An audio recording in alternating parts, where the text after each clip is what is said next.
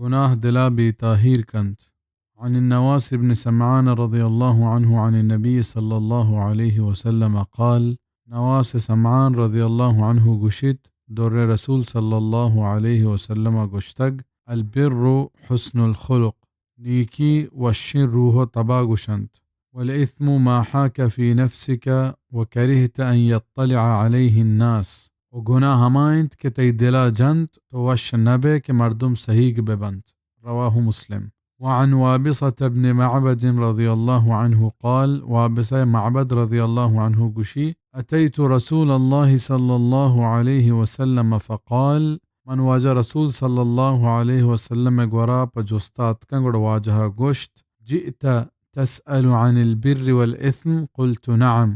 تو گناہ و بلاہی نیکی جستات کگے؟ من گشت جی ہو. قال: استفت قلبك، گشت توتی دلا جست کان.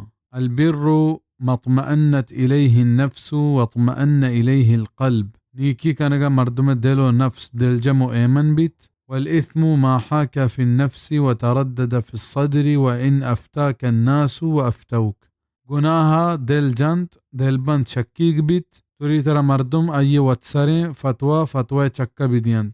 حدیث حسن رویناه في مسندي الإمامين أحمد بن حنبل والدارمي بإسناد حسن. حسن مسند احمد و دارمیہ حسن سندہ روایت کو تک.